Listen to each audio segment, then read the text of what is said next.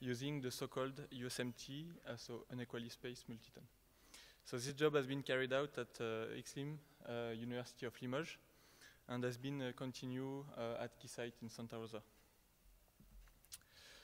So just the outline. So I'm going to introduce to remind what about USMT is, unequally spaced multitone. In a second time, I'm going to add a new dimension that is caused about when you increase the signals, and I'm going to finish with some measurements, presentation of the test bench, and some results. So as all of you know, there is many different testers for component test characterization. Goes from the DC to CW, swept power, swept frequencies, the noise figure for mostly for the LNAs. And after this, we want to characterize the linearity. But there is a lack of measurement between the two-tone tests and the complex modulation, where you can get directly the EVM, the ACPR, etc. So today we are going to talk about multi-tone signals in a VNA environment to get access to the waves at the input and the output of the ports, and also in a SA mode because we are dealing with modulated signals. So just a quick reminder about linearity out of band. So I'm not talking, I won't talk about in band for this slide. So you play two tones at the input of the amplifiers, F1, F2, and it will generate two intermodulation products at 2F1 minus F2 and 2F2 minus F1. And by just computing the sum of the power, you will get this. You will get a number, which is the carrier of the intermodulation. And it's possible also to do it with more complex signals, with multi-tone, for example, wideband CDMA. And after the PA, we get some spectral regrowth. And it's by computing the sum of the power, we get this number, which is so-called the ACPR, for adjacent channel power ratio. But if we look at the shape of the signals, we see that the two tones cannot predict the real-world signals. That is mostly Gaussian for the OFDM signals. And we are going to this direction. So the idea is to add the new test signals between the two tones and the real modulated signals. First of all, let's define the signals. So, for example, we get this, let's say, 5G signals. So if we compute the FFT, we get a certain bandwidth.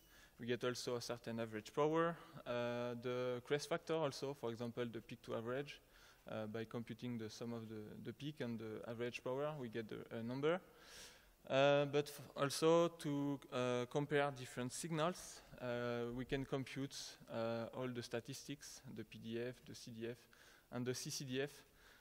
It can mostly used to compare signals and to make some realistic measurable signals, especially for the component test.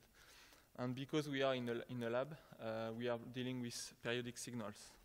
So we have to define a certain frame of duration.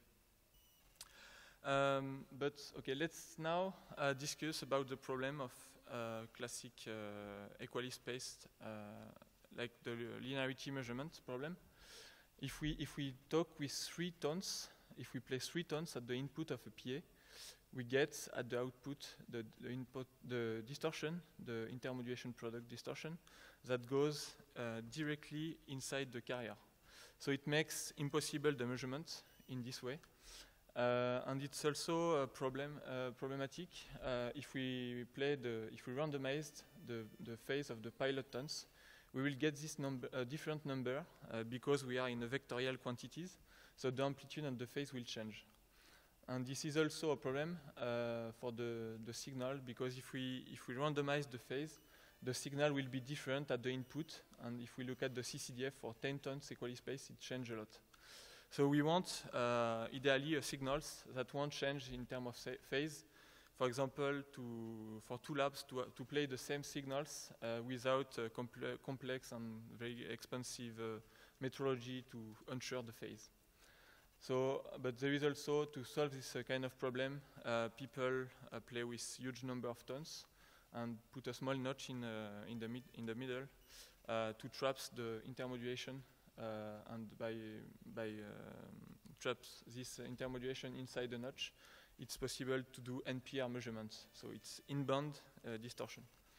So what we see, to conclude this slide, is that intermodulation product is strongly dependent on the stimulus. So now let's have a look about the requirement of our test signals. So we want to play with different bandwidths, so it's not particularly complicated problems. We want to play also with the peak to average, so I will talk in the next slide. And we want to play a different frame duration and different tone spacing for the memory effect, for example, for component test characterization. But if we look at, so now let's build a clever multi-tone. So we play, the regular way to do is to play 3 tones, and as we see, there is lots of overlap in frequency. So it's not possible to measure in a straightforward way, one sweep, the measurement.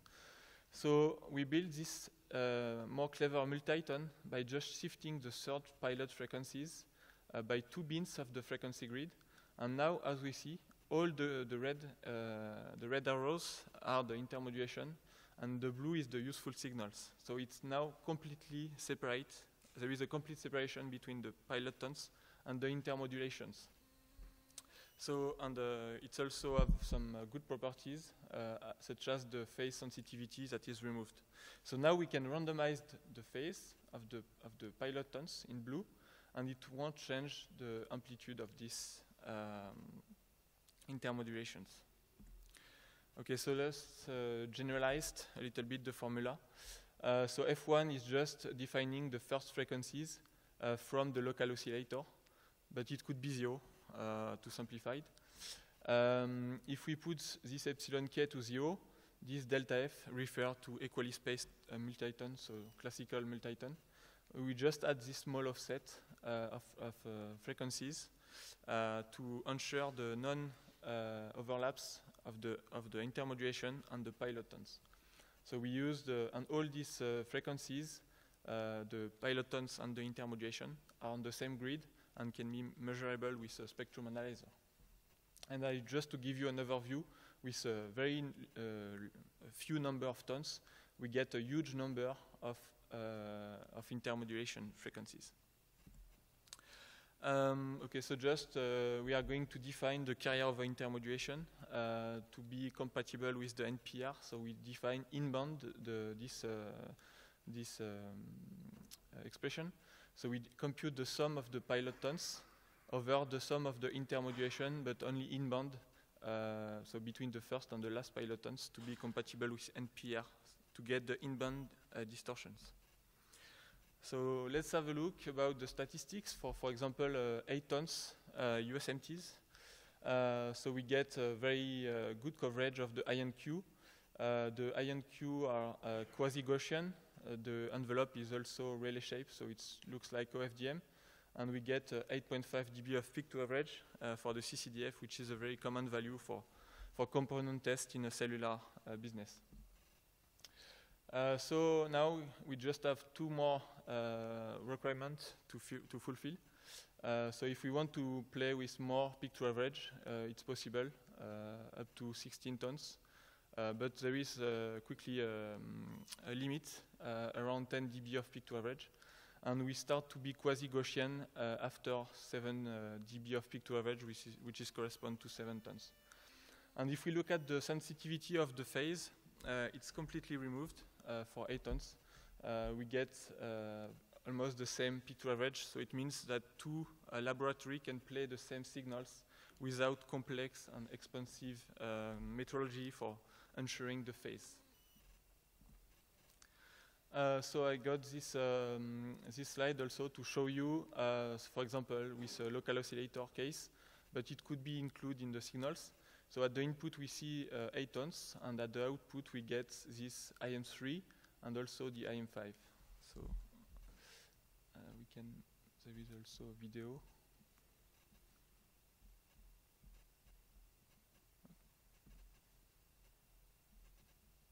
we can see the intermodulation goes up when we increase the power at the input.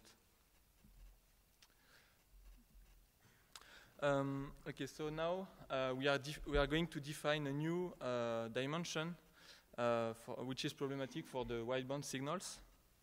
So let's just have a quick reminder about load pool for modulated signal with 2 tones. So we play 2 tones at the input, and we get some reflection due to the nonlinearity of the device. And we get also at the output the forward and the reflected waves that are depending on the load that we present to the DUT. And we are going to reach, to get the characteristic of the transistor, the optimum load for the gain, the PIE, the power, and the linearity.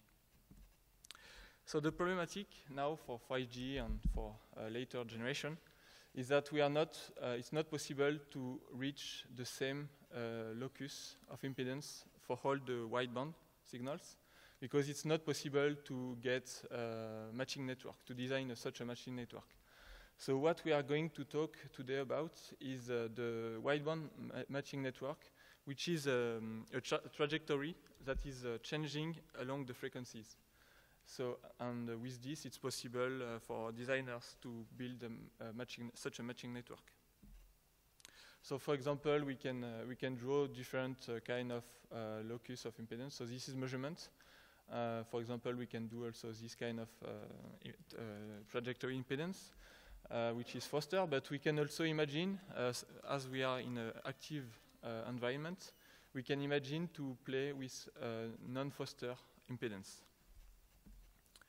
Okay, so I'm just now going to present some results. So the test bench is here. So we use the PNA with external couplers. We got 2 MXGs that are synchronized to ensure that the 2 waveforms are starting in the same time, perfectly synchronously. And we just have also some 2 other couplers to make S-parameter measurements or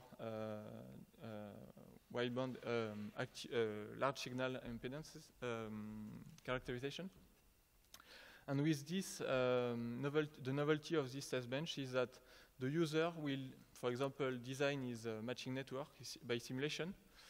He can get the S1P file, which is the pattern of the impedance, and we are going to play with the auxiliary generator the waves to ensure these characteristics. So, for example, and after this, we can move the phase, and we can move also the power to get such a locus of impedance to evaluate the transistor with the kind of emulation of the matching networks. So this is the measurement, and in black this is the IM3. So as we see, it's very realistic, and it's very close to the reality that we get after designing the matching network. So I got also this example of measurement at 90 megs of signals bandwidth. Have the possibility to only inject the pilot tones or the pilot tones plus the IM3. So this is the 2 cases here for like very localized impedance that is not really realistic because we won't be able to fabricate this kind of matching network. So that's why we introduce this kind of locus. So it's only in-band, that's why it's not 3 times the impedance. And we get a very difference in terms of linearity with this case, which is not realistic, and the more realistic case in wideband conditions. After this, we can move a little bit if we want to optimize perfectly the design. We can just slightly change the position of the matching network, and by computing, for example, I put the middle of impedance in this black dot to optimize the matching network, and after this we just redesign a matching network if we found a better linearity, for example. And as we see, there is like 3 dB of variation in the linearity and 0.7 dB of gain variation. So this is just to give you an idea about this measurement. So I'm going to just conclude this presentation. We get very realistic signals with 8.5 dB of peak to average. We get a very simple measurements and very fast. We get the possibility to characterize in a very close to the reality conditions the amplifiers. We got also the possibility to measure directly linearity without any complex post-processing. We can do some arbitrary wide locus of impedance presented to the transistor. We are also compatible with S parameters without changing the cable.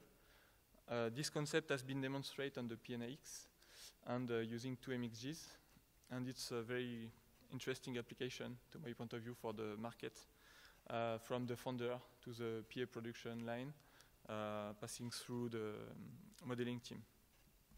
So I would like to thank some of my colleagues that helped me to achieve this work. Thank you.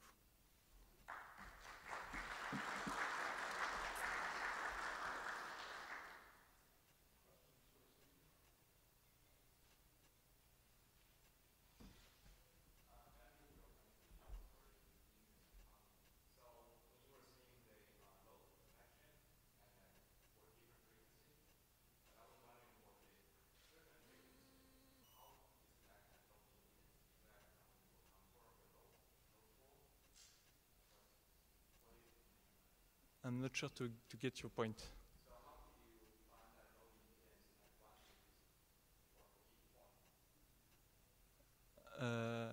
For each impedance, each frequencies are loaded by a certain impedance that is given by the user. Yes.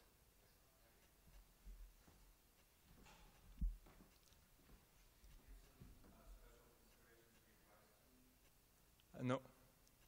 But I would say there is also an interesting properties with this kind of signals, is that in the IM2, like the IM that goes close to the DC, still have these interesting properties of non-overlaps. So if you want to play with IM in low frequencies, it's possible because all the frequencies are fully separate. So that could be a point for to keep going this work.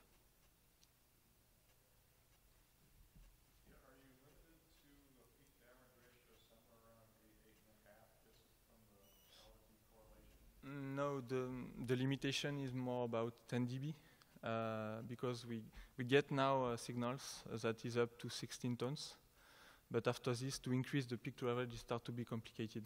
We need thousands of tons, so it's kind of difficult to satisfy the condition of non-overlap in the frequencies.